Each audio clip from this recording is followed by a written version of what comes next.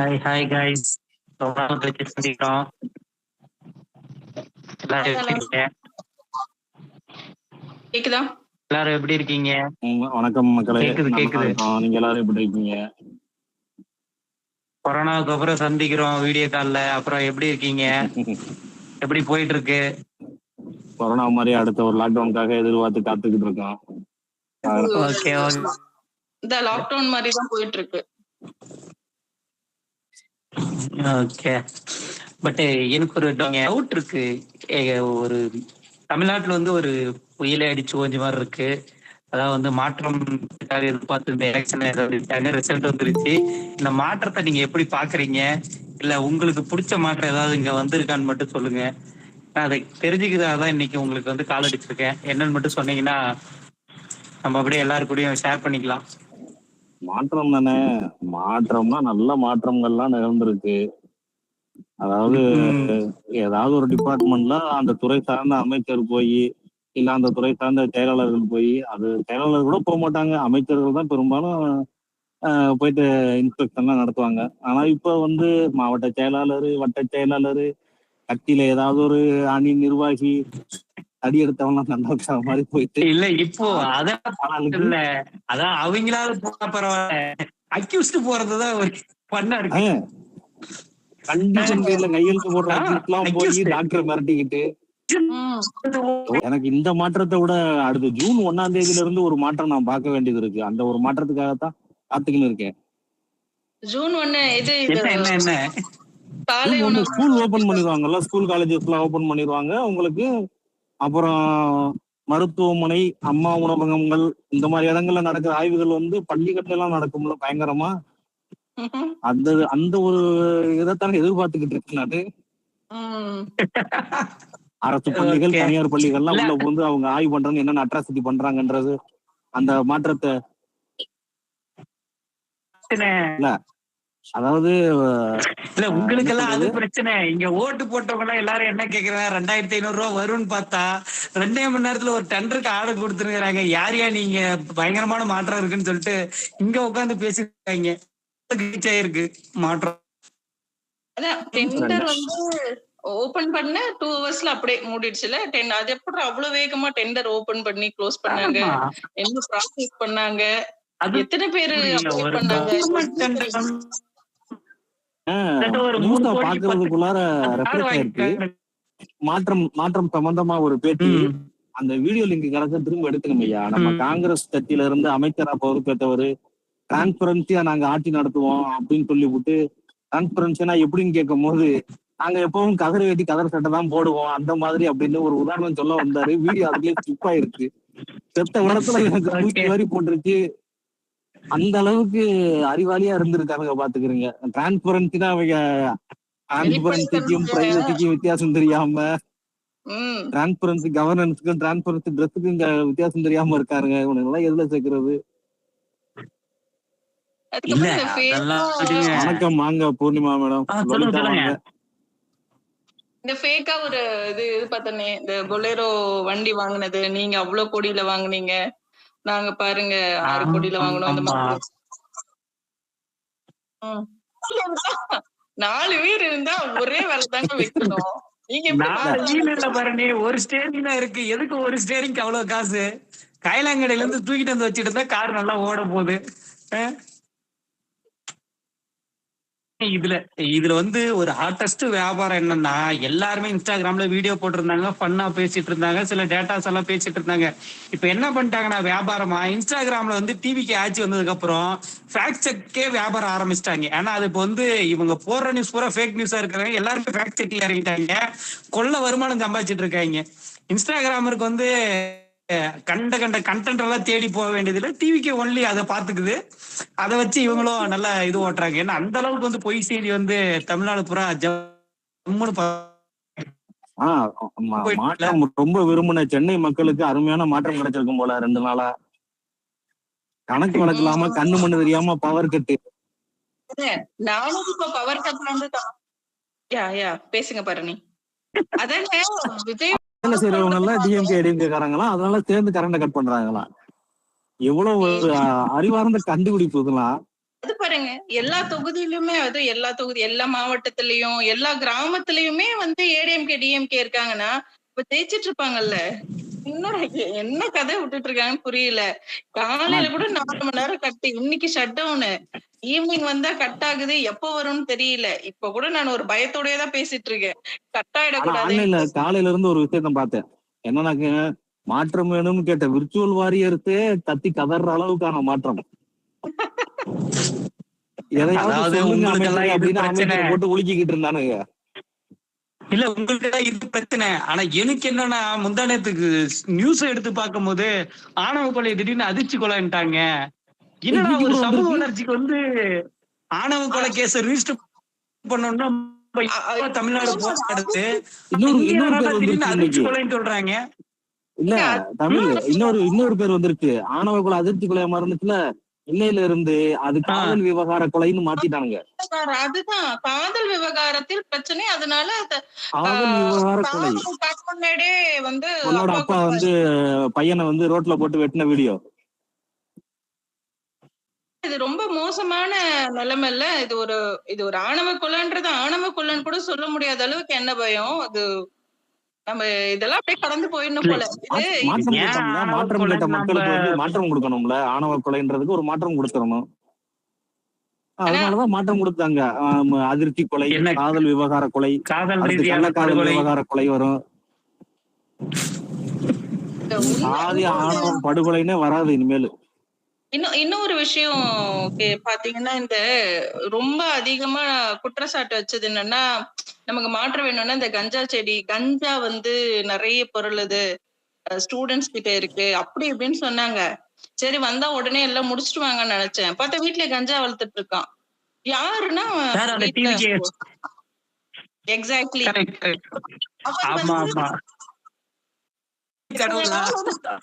இத்தனை நாள் நான் சிவனை ஜடாமுடியெல்லாம் வச்சு பாத்திருக்கேங்க. இன்னைக்குதான் கஞ்சா செடியா பாத்தேங்க. இந்த 10 நாள் இதெல்லாம் பாக்குற பாக்கியத்தை கொடுத்திருக்காங்க. நம்மளாம் யோசிச்சதே கிடையாது இதெல்லாம். என்ன சொல்றாங்கன்னா இல்ல நான் அப்ப இருந்து யோசிக்கிறது என்னன்னா, இந்த ஆணவ கொலை அதிர்ச்சி கொலையா மாதிரி இப்ப காதல் கொலையா வந்து நிக்கிறது இல்ல. திருமாவளவன் வந்து எந்த அளவுக்கு அத எதிர்ப்பு தெரிவிச்சிருக்கிறாரு, அத அவரோட கண்டனத்தை தெரிவிச்சிருக்கிறாரு அப்படிங்கிறது அங்க ஒரு கேள்விக்குறியா இருக்கு. இல்ல நம்ம ஆட்சியில இப்போ கொலை, அந்த திருநெல்வேலியில நடந்த அந்த ஜாதி கொலைய அவ்வளோ இஷ்யூ பண்ண கூட்டம் இப்ப எங்க போயிருச்சுன்னு எனக்கு தெரியல. நிஜமாலுமே இப்போ நான் எப்படி யோசிச்சுட்டு இருக்கேன்னா, இதே மாதிரி ஒரு சுச்சுவேஷன் வந்துட்டே இருந்துச்சுன்னா நம்ம திசை மாதிரி போயிட்டு இருக்கோம். அது வேணா நல்லா தெரியுது, எங்கேயோ வந்து போயிட்டு இருக்குமோ அப்படிங்கிற ஒரு ஃபீல் அது யோசிக்க வைக்குது. இது வந்து அப்படியே கடந்து போக முடியல. அந்த பொண்ணு முன்னாடி இப்ப எப்படின்னா, அவங்க அந்த சுப்பிரமணியபுரத்தை வந்து கொண்டு வந்து போடுறானுங்களே, அப்போ யார அக்யூஸ் பண்றாங்க? அந்த பொண்ணு அக்யூஸ் பண்றாங்களா? எத்தனை கேள்வி இருக்குது, அப்படியே அரிச்சிட்டு இருக்குது எனக்கு அப்ப இருந்து. அந்த நியூஸ் எல்லாம் படிக்கும் போது அப்படியே கலெக்ட் பண்ணி அங்க இங்கேயும் எடுத்து நம்ம படிக்கும் பொழுது அப்பதான் இவங்க எப்படி சுத்தி கொண்டு போயிருக்கிறாங்க. இது வந்து ப்ராப்பரா எப்படி சொல்றது, திட்டமிட்டு நம்ம சொல்லுவோம் இல்லையா, நம்ம திட்டமிட்டு பண்ணிருக்காங்க அப்படிங்கிறத தத்ரூபமா எல்லாத்துக்கும் குழந்தைங்களுக்கே புரிஞ்சிடும் இந்த ஸ்டோரிய படிச்சுக்கிறதுனாலே. அந்த மாதிரி அப்பதான் ஏன் இவங்க எல்லாம் அமைதியா இருக்காங்க? நான் வந்து என்ன சொல்றது, பட்டியலின மக்களுக்காகவே வாழ்ந்தவன்னு சொன்ன ஒருத்தர் அத பத்தி வாயை திறக்கல. அதெல்லாம் என்ன, எதுக்காக இப்ப இந்த மௌனத்தை அவரு இது பண்ணிட்டு இருக்காரு அப்படிங்கறதெல்லாம் ஒரு கேள்விக்குறியா இருக்கு இல்லையா, யோசிக்க வைக்குது. இது சாதாரணமா நிஜமானோ அணில் இல்லாம ஒரு அதுதான் நார்மலைஸ் பண்ணிட்டாங்க. இப்ப இது நார்மலைஸ் பண்ணிட்டாங்க.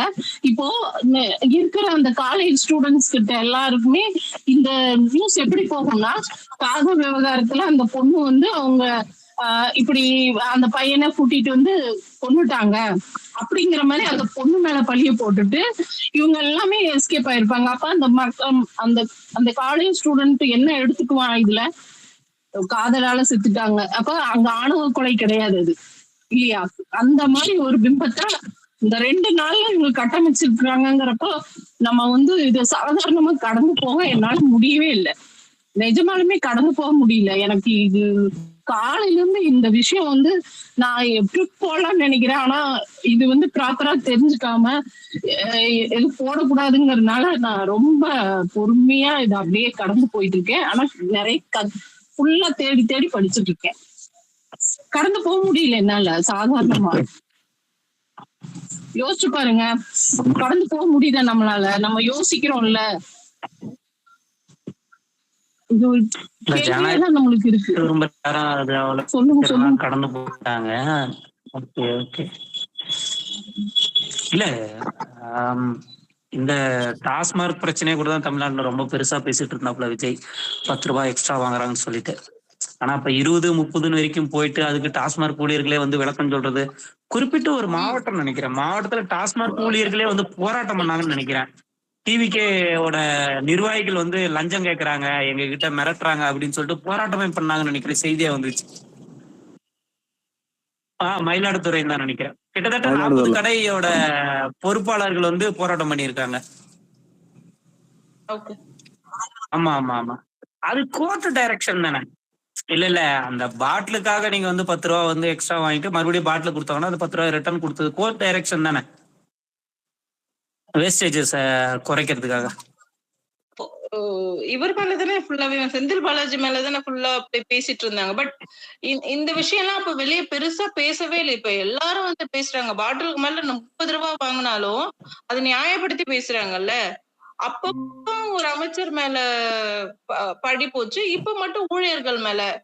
அப்போ இது ப்ரூவ்டு தானே, ஊழியர்கள் அதிகமா வாங்கியிருக்காங்க. அதானே இதுல இல்ல. இப்ப ஊழியர்கள் அதிகமா வாங்குறதுக்கான காரணம் தான் அந்த போராட்டத்திலே நமக்கு தெரியுது இல்ல. அந்த போராட்டத்துல என்ன சொல்லியிருக்காங்க, இந்த மாதிரி வந்து டிவிகே கட்சி உறுப்பினர்களும் நிர்வாகிகளும் வந்து எங்களுக்கு மாமல் தரணும்னு சொல்லிட்டு பிரச்சனை பண்ணதுனாலதானே போராட்டம் பண்ணிருக்காங்க. அப்ப அதன் அடிப்படையில் தான் வந்து இந்த லஞ்சம் வந்து அதிகப்படியா ஆயிருக்கு. ஓகே, இது ஒரு நல்ல மாற்றம் தான் இந்த சமூகத்துக்குன்னு நினைக்கிறேன். தொடர்ந்தா கொஞ்சம் நல்லா இருக்கும் நினைக்கிறேன். ரொம்ப தேவையான மாற்றம் தான். பாட்டிலுக்கு 30 ரூபாய் மேல வச்சது ஒரு நல்ல மாற்றம். அப்புறம் பாட்டிலுக்கு 30 ரூபான்னு பாடுங்க. பாட்டிலுக்கு 30 ரூபாயா? அதெல்லாம் 10 ரூபாய் பாடும்போதே 41 பேரை காலி பண்ணாருங்க. இப்ப 30 ரூபாய் பாடினா எத்தனை பேரை காலி பண்ணுவாரோ நமக்கு தெரியாது. இதுல இன்னொன்னு இன்னைக்கு அமைச்சர் என்ன சொல்லியிருக்காருன்னா, இந்த 10 ரூபாய் மேட்டருக்கு செய்தியாளர் கேட்கும் போது அது கண்டிப்பாக மாண்புமிகு முதல்வர் விஜயால் ஒழிக்கப்படும் சொல்லியிருக்காரு. இதோட டாஸ்மாக் ஊழியர்களோட பதில் என்னன்னு எதிர்பார்த்து காத்திருப்போம் நம்ம. இருங்க, நம்ம சம்பாதிச்சுட்டு நம்ம சம்பாதிச்சு வச்சுக்கலாம், அதுக்கப்புறமா ஒழிக்கலாம். சரியா, நம்ம சேஃப் சைட் ஆயிரலாம். ஏன்னா பெற்றுக்கோள்ல காசு தேர்தலுக்கு சரியா, இது குதிரை பேரெல்லாம் பேசியிருக்கோம்ல, அதெல்லாம் வசூல் பண்ணி எடுத்துட்டு அதுக்கப்புறமா ஒழிச்சிடலான்னு ஒரு தீர்மானம் போட்டிருப்பாங்கன்னு நினைக்கிறேன். டாஸ்மாக் விஷயத்துல இப்போ பிரைவேட் பார்ஸ் அதிகமா இருக்கிறத பார்க்க முடியுது இல்லையா அலன்? ஆமா ஆமா ஆமா. இந்த டாஸ்மாக் க்ளோஸ் பண்ணன்னு சொன்ன 717 கடையும் ப்ராப்பரா க்ளோஸ் பண்ணலன்றதுதான் இருக்க அபிஷியல் நியூஸ். அது க்ளோஸ் பண்றதுலயும் பிரச்சனைகள் இருக்குன்றதுதான் இங்க சிக்கலே. இன்னைக்கு ஆமா அலன், இன்னைக்கு அந்த விருத்தாச்சலம் போய் பிரேமலதா அவங்க அந்த பகுதியில் இருக்கிற டாஸ்மாக் ஆய்வு செஞ்சிருக்காங்க, பாத்தீங்களா? பார்த்தோம். ஆனா இதுல என்ன ஒரு இதுன்னா, முன்னாடி ஜெயலலிதா வந்து அவர்கள் வந்து ஒரு 500 கடையை க்ளோஸ் பண்ணாங்க, அதுக்கான லிஸ்ட் கொடுத்துட்டாங்க.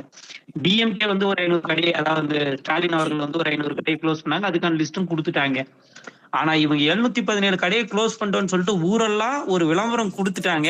ஆனா இப்ப வரைக்கும் லிஸ்ட் வரல. ஆனா புதுசா வந்து தனியார் கடைகளை ஓப்பன் ஆகிற லிஸ்ட் மட்டும் லிஸ்ட் ஆட் ஆயிட்டே இருக்கு, லைசன்ஸ் கொடுத்துட்டே இருக்காங்க. அது முக்கியமான விஷயம் என்னன்னா, அதாவது இப்ப இருக்கிற டாஸ்மாக் எல்லாம் பெரும்பாலும் ஊருக்கு ஒதுக்குப்புறமா இருக்கும். ஆமா, பெரும்பாலும் ஊருக்கு இது 11 to 11 பார் ஹைவேஸ்ல எல்லாமே சவுண்ட் கிப்னு நடுவுல வருது. 11 to 11 டைம் அதை நோட் பண்ணீங்களா? 11 to 11 11 to 11 டைம் 11 to 11 வந்து போர்டுல மென்ஷன் பண்ணிருக்கோம்.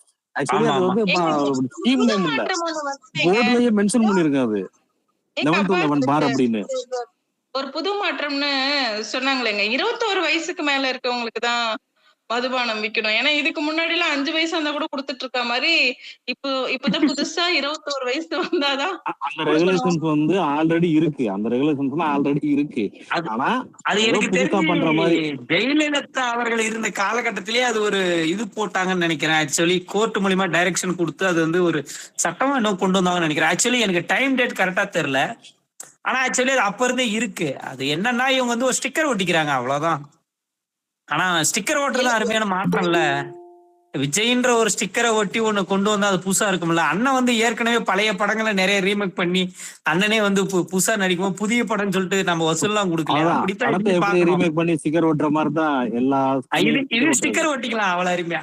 ஆனா எனக்கு என்ன ஒரு சிக்கல் கார் விஷயம் கூட சொன்னீங்க பாத்தீங்களா, அந்த காரு கூட அந்த கார் வாங்குறதுக்கு பட்ஜெட் எல்லாம் ஒதுக்கி எல்லாம் ரெடி பண்ணது டிஎம்கே. வந்து அத வந்து டிவிக்கு வாங்கின மாதிரி ஒரு ஸ்டிக்கர் ஓட்டிட்டு அதுலயும் குறை நாங்க கம்மியான ரேட்டுக்கு வாங்கிட்டோம் அப்படின்னு. எங்களுக்கு வந்து காரோட ஆக்சுவல் பிரைஸ் தெரியாது. அந்த கார் இருக்கும் போது இருந்த ஜிஎஸ்டி 28%, இந்த காருக்கு இப்ப 18% ஜிஎஸ்டி. ஒரு காருக்கு 28 to 18%, 10% ஜிஎஸ்டி குறைஞ்சா எவ்வளவு வரும்ன்ற வேல்யூவேஷன் தெரியாது. என்ன ஒரு இளவும் தெரியாது. அவங்களுக்கு தெரிஞ்சதெல்லாம் நீங்க சொன்ன மாதிரிதான் ஒரே காரு. இல்ல நான் இதுல என்ன ஒரு சிக்கல் பாக்குறேன்னா, இதெல்லாம் ஒரு டீச்சர்ஸ் நம்புறாங்க. ஒரு டீச்சர் கிட்ட என் ஃப்ரெண்ட்ல இருக்கிற டீச்சர் வந்து இத கண்மூடித்தனமா நம்புறாங்க. நான் அவர்கிட்ட ஒரு கேள்விதான் கேட்டேன். ஒரு ஸ்கூலுக்கு ஒரு பொருள் ஒண்ணு வாங்குறோம், அதுக்கு நீங்க கொட்டேஷன் வாங்குறீங்க, வாங்கிட்டு கவர்மெண்ட் கிட்ட இருந்து அது வந்து பொருளா வந்து சேர்த்து உங்களுக்கு எவ்வளவு நேரம்? ஒரு 2 to 3 மாசம் இருக்கும். இவங்க ஆட்சி ஏத்து 10 நாள் ஆகுது. எந்த இது டெண்டர் கொடுத்தாங்க, எது அலோகேட் ஆச்சு, அதுக்கான கொட்டேஷனை வாங்கி கடைசியில அதை அலோகேட் பண்ணி எப்போ உங்களுக்கு வந்து சேரும்னு ஒரு டைமிங் தெரியும் தானே உங்களுக்கு? நீங்க எப்படி கண்மூடித்தனமா ஒரு டீச்சரா இருந்துட்டு இதை பரப்பைன்னு கேக்குறேன். டெலீட் பண்ணிட்டு அமைதியா போறாரு.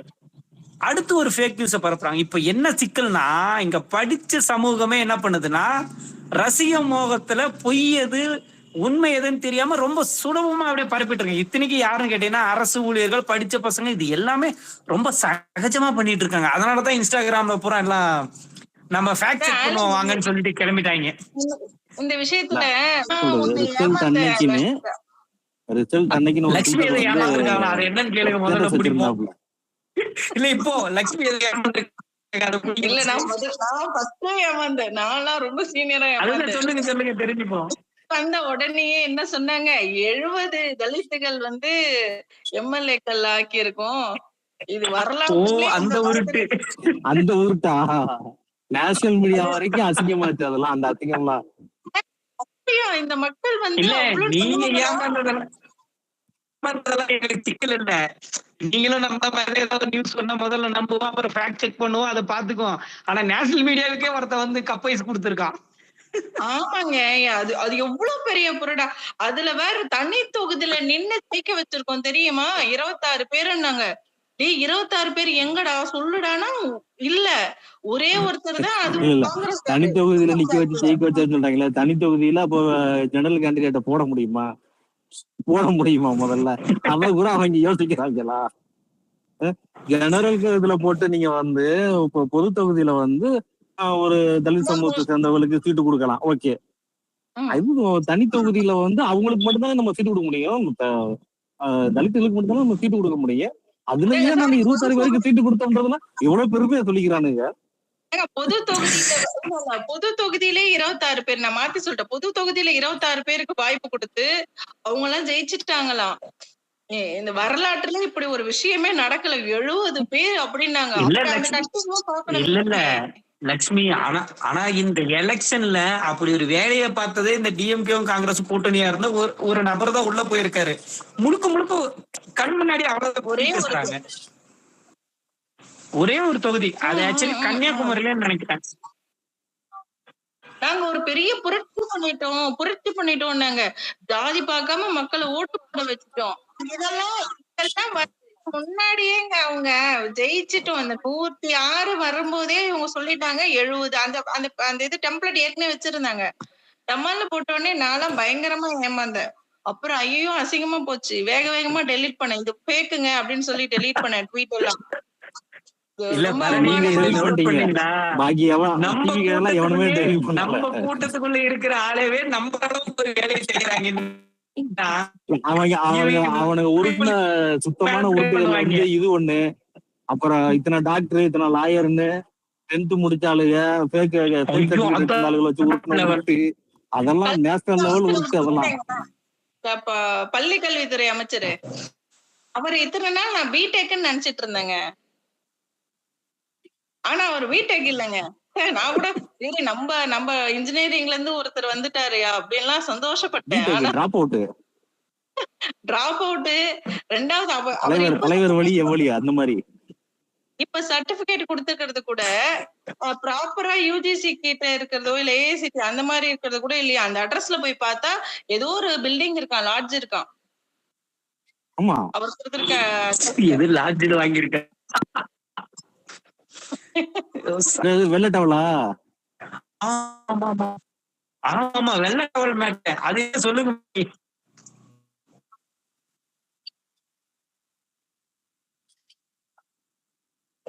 இல்ல ஆக்சுவலி பாத்தீங்கன்னா எந்த தலைவர்களுமே நான் பார்த்த வரைக்கும் கலைஞருமே போடல, எம்ஜிஆருமே போடல, கலைஞரும் போடல, ஜெயலலிதாவும் போடல, அந்தமும் போடல, அந்தமும் போடல, ஸ்டாலின் போடலைங்க. ஏன் இது வாஸ்தபடி போட்டு உட்கார்ந்து இருக்காருங்க. என்னங்க அரங்கத்தை போட்டு வச்சிருக்காரு, வசியம் பண்ண வச்சிருக்காரு எல்லாத்தையும். அதுக்கடுத்து இப்ப வெள்ளத்துண்டு போட்டிருக்கிறாரு, அடுத்து பாய் கொண்டு வருவாரு, தலையாணி கொண்டு வருவாரு, எழுத்து போத்தி படுத்தவங்க போறாரு. விடுங்க. எங்க அந்த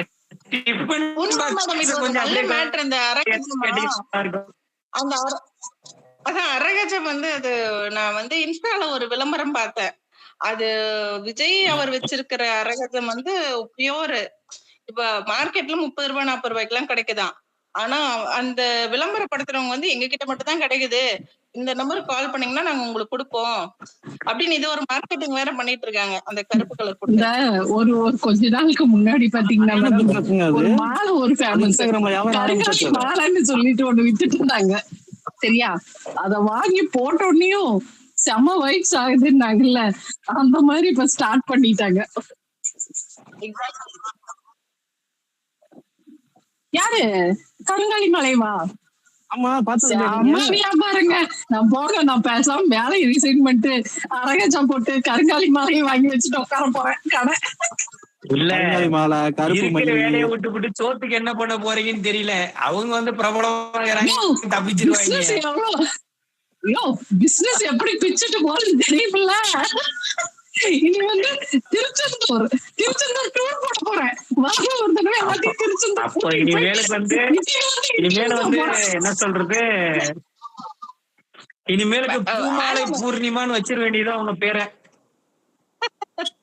ஆனா அந்த ஒரு இது ஆக்சுவலா அவங்க வந்த உடனே நான் என்ன நினைச்சேன்னா, இந்த ஆட்சி வந்த உடனே இந்த ஃப்ரீ பஸ் தமிழ்நாடு ஃபுல்லா டூர் போலாம் அப்படின்ற மாதிரி ஒரு ஆஃபர் விட்டாங்கல்ல. அது எல்லா பஸ்லயும் ஏறி இறங்கலாம், தமிழ்நாட்டுல எங்க வேணா போய், அதெல்லாம் தான் இம்ப்ளிமெண்ட் பண்ணுவாங்கன்னு நினைச்சேன். பார்த்தா ஸ்டாலின் அவர்கள் கொண்டு வந்த திட்டத்தெல்லாம் இம்ப்ளிமெண்ட் பண்றாங்க. அது புரிஞ்சிருச்சா, சரி நம்ம அதுக்கும் பின்னாடி போய் அம்மா உணவகத்தை வந்து சீரமைப்போன்னு வராங்க.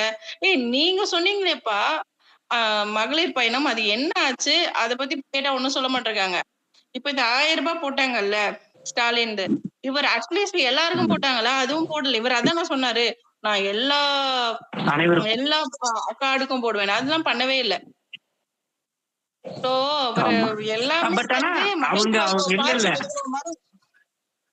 இல்ல லக்ஷ்மி உங்களுக்கு தெளிவா அவங்க புரிய வச்சுட்டாங்க. வரும்போதே கஜானா காலின்ட்டாங்க.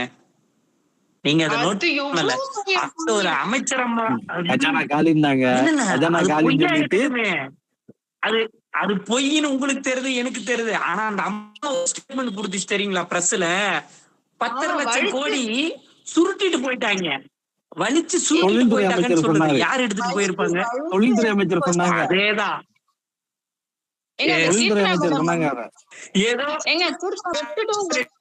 பாக்கெட்ல போட்டு மாதிரி ஒரு அம்மா பேசுது. எனக்கு அதுதான் இது, இவங்க எல்லாம் எப்படி அமைச்சராகிறாங்கன்னு எனக்கு புரியல. எனக்கு ஒரு கடன் வாங்கக்கூடிய பணத்தை எதுக்காக கடன் வாங்குறோன்றது கணக்கு இருக்கு. ஆனா அதை நேரடியாக வலிச்சு எடுத்துட்டு போயிட்டாங்கன்னு சொல்றது இது என்ன மாதிரி நரேட்டிவ்னு தெரியல.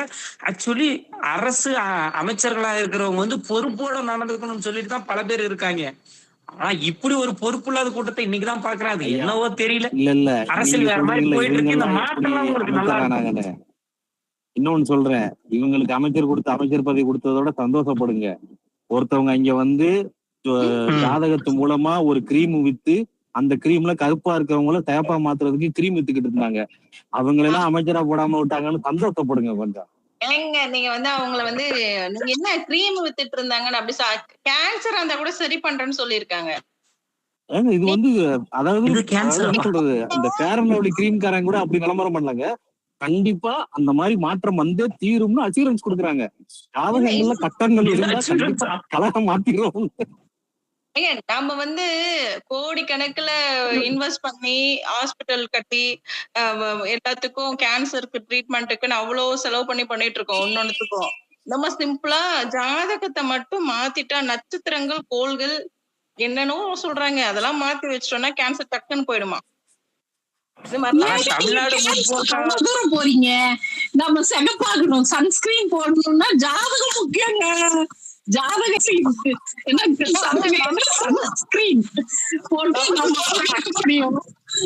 அப்படி இல்லாம நீங்க சன்ஸ்கிரீன் போட்டீங்கன்னா நீங்க இத்தனோடு கூட கலராக முடியாது அப்படின்னு சொல்லியிருக்காங்க. ஐயோ அதெல்லாம் வச்சுக்கிட்டுதான் இருக்கணுமாமாங்க.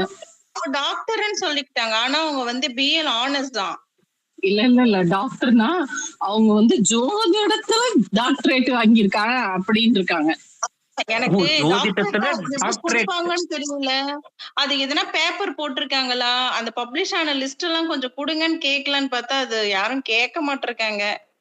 ஓ இல்ல இதுக்கு மேல கேட்டா அவங்க பதில் சொல்லவும் மாட்டாங்க. ஏன்னா எல்லாமே இப்ப பாத்தீங்கன்னா ஒரு சைலண்டா இருக்காங்க. இம்பார்ட்டன்டா ஒரு 6 பேரை தவிர வேற யாருமே கட்சியில இருந்து வாய் தரல. அதை நோட் பண்றீங்களா? எல்லாருமே சைலண்ட் ஆயிட்டாங்க. இப்ப அவங்க தேடுறதெல்லாம் பலியாடுதாங்க.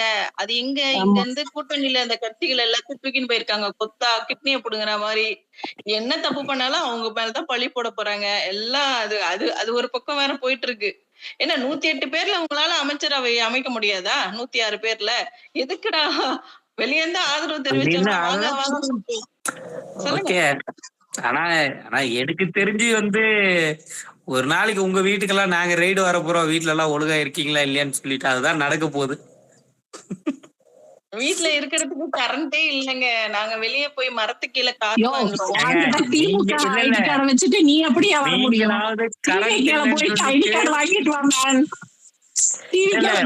ஐடி கார்டு வாங்குறதெல்லாம் இருக்கட்டும், முதல்ல இங்க கரண்ட் இல்ல. நான் பாருங்க எவ்வளவு பெரிய சூழல்ல உட்காந்துட்டு முக்குல உட்காந்து பேசிட்டு இருக்கேன். இல்ல ஐடி கார்டு எல்லாம் தேவையில்லை.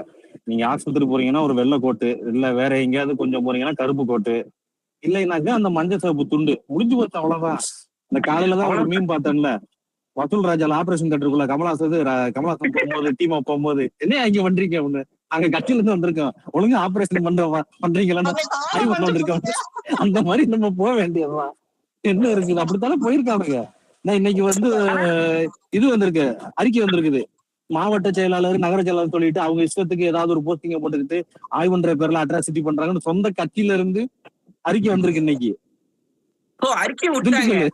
ஆமா, மாவட்டத்துல இருந்து யாரையும் நம்பாதீங்க அந்த மாதிரி வந்தா அப்படின்னு. அவ பாத்தீங்க எந்த அளவுக்கு மாற்றம் கிடைச்சிருக்கு நம்மளுக்கு. இல்ல எனக்கு அதுதான் புரியல. ஒரு கட்சி நபர்கள் எப்படி ஒரு அரசு அலுவலகத்துல போய் வந்து இன்ஸ்ட்ரக்ஷன் பண்ண முடியும்னு எனக்கு தெரியவே இல்லை. இது வரைக்கும் எந்த அரசியல் கட்சிகளுமே இதை செய்ய துணியல.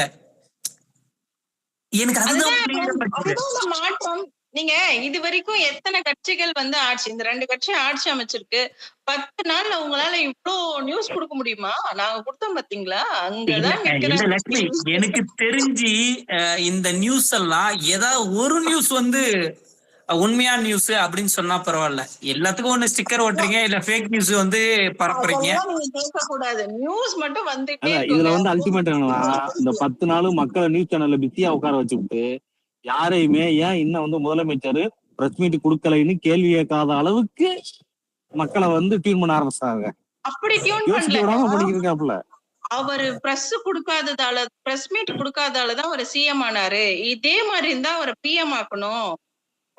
இந்த இல்ல ரூட் லட்சுமி, மாஃபியா வந்து இவ்ளோ நீங்களாவது பண்ணிட்டு இப்படி இருக்கு. நீங்களாவது இப்படி பேசுறீங்க. ஒரு நியூஸ் சேனல்கார ஒரு நியூஸ் ஒண்ணு கொடுத்திருக்கா, அதை படிச்சா எனக்கு சிரிப்பு வருது. கரண்ட வந்து கட் பண்ணி முதல்வருக்கு கெட்ட பேர் வாங்க வைக்கிறீங்களான்னு சொல்லிட்டு மக்கள் கேட்டாங்களாம். புரியுதுங்களா? அண்ணா அதாவது நீங்க கரண்ட இந்த வந்து இது அலுவலக கட் பண்றாங்க. ஏங்க இந்த வீடியோ ஃபேமஸ். அண்ணா நீங்க எனக்கு 2500 ரூபாயும் தர வேணாம், 6 சிலிண்டரும் வேணாம், நாங்களே சம்பாதிச்சு வாழ்ந்துக்கிட்டோம்னா, நீங்க நல்லபடியா ஆட்சி பண்ணா மட்டும் போதும்ண்ணா. இருந்துச்சா? அப்படியே பேசுறீங்க நீங்க. என்ன இப்படியே ரீல்ஸ் போடுங்க, டிவிக்கே துண்டை போட்டுக்கிட்டு நம்ம அதை அப்படியே ஷேர் பண்றோம், நம்ம லைக்ஸ் அல்றோம், இல்ல டிவிக்கு எல்லாம் அடுத்த பதவி வாங்குறோம். அடுத்த வீடியோ அண்ணா எங்களுக்கு கரண்ட் எல்லாம் எதுவுமே வேணாண்ணா, நாங்க விசிறிலே விசிறிக்கிறோம்ண்ணா, நீங்க நல்லா ஆட்சி மட்டும் பண்ணா போதும்ண்ணா. விசிறியே அதெல்லாம் போடுங்க. ஆரம்பிச்சாங்க, அதெல்லாம் பேச ஆரம்பிச்சாங்க, அதெல்லாம் வீடியோஸ் எல்லாம் போட ஆரம்பிச்சாங்க. ஆனா வீடியோ நீங்க போட உங்களை யாருமே விட கேட்கல. அட்வான்ஸா இருக்காங்க. அது வேற நீங்க ஏதாவது விஷயம். புதுசா ட்ரை பண்ணுங்க லட்சுமி, நீங்க ஏதாவது புதுசா ட்ரை பண்ணுங்க. இது எனக்கு தெரிஞ்சு இது எப்படி முடியலங்க. அதாவது எங்க இருந்து இவ்வளவு ஆர்டிஸ்ட் பிடிக்கிறாங்கன்னே தெரியல. இதெல்லாம் இல்ல உங்களுக்கு இப்படிதான் மெயின் பண்ணி ஆர்டிஸ்ட் ஒரு ஆட்சி மெயின் அமைக்கணுமா? ஆர்டிஸ்ட் வந்து உங்களுக்கு வந்து ஸ்கிரீன்ல பிரசன்ஸ் ஆனா ஈஸியா கண்டுபிடிச்சிருவீங்க நடிப்புன்னு. உங்களுக்கு வந்து சைடு ஆர்டிஸ்ட் நீங்க எத்தனை மூவில வந்து நீங்க கவனிப்பீங்க, கூர்ந்து கவனிப்பீங்க சைடு ஆர்டிஸ்ட. சைடு ஆர்டிஸ்ட்னு கிடையாது, இன்னும் சொல்ல போனா பேக்ரவுண்ட்ல ஒர்க் பண்றாங்கல்ல சினிஃபில்ல, அவங்க எல்லாம் வந்து நீங்க வாங்க அந்த மாதிரி ரீல்ஸ் போடுங்க அப்படின்னு. ஒண்ணுமே இல்ல, இது பிரச்சாரத்துல இருந்தே நடந்துகிட்டு இருக்கிறவன். அது அல்டிமேட் என்னன்னாக்க இப்ப வந்து எம்எல்ஏக்களே வந்து ரீல்ஸ் போட ஆரம்பிச்சிட்டாங்க. ஆல்ரெடி அவங்க போட்டுக்கிட்டு இருந்தவங்க இப்ப கண்டினியூ பண்ண ஆரம்பிச்சிட்டாங்க. அந்த ஆய்வு பண்ணார். அந்த 717 கடைகள் மூடணும்னு சொன்ன உடனே வேகமா 21:42 அப்படின்னாரு. இல்லங்க அது 21:44. அப்படியா, சரி வா ரிட்டர்ன் போலாம் போயிட்டாரு. பாத்தீங்களா அது? எல்லா குத்தையும் தான் டெய்லி பாக்குறேன். பொழுது விடிஞ்சா எனக்கு என்ன ஒரு கூத்துன்னா, எவ்வளவு மாற்றங்களை தான் நம்ம பார்க்க போட்டாங்க. உங்களுக்கு எல்லாருக்கும் ஞாபகம் இருக்கா? ஒரு வயசான அம்மா ஒரு வீடியோ ஒண்ணு போட்டாங்களே, இத்தனை வருஷமா நான் போராடிட்டு இருந்தேன் இந்த கடையை மூடாம. 40 வருஷமா 40 வருஷமா. எனக்கு ஷாக்கிங். 30 வருஷம் காலையில திறந்து இருக்கிற வீடியோ வருது. காலங்கத்தால ஏச்சு போய் கடை மூடிட்டாங்க, விஜய் வாழுங்கன்னு சொல்லிட்டு போறாங்க. என்னங்க சொல்றது? 12 மணிக்கு கடையை திறந்துட்டு கடையோட பொறுப்பாளர் விக்கி போட்டாரு, கடையெல்லாம் இங்க அடைக்க சொல்லல, நாங்க கடை திறந்துருக்கோங்க. இல்ல அதோட ஒரு ஷாக்கிங் நியூஸ் என்னன்னா, அந்த அம்மா ஸ்கூல்ல இருக்குல்ல, அந்த அம்மா ஸ்கூல்ல தண்ணி இருக்காதான். போய் இந்த என்ன சொல்றது, இந்த டாஸ்மாக் கடையில வந்து பாக்கெட்ல தண்ணி வாங்கிட்டு வருவாங்களாம் அந்த அம்மா சொல்றது. அதையும் கேட்டுட்டு ஒரு பேட்டி எடுக்கிற அம்மா வந்து தலையாட்டுது.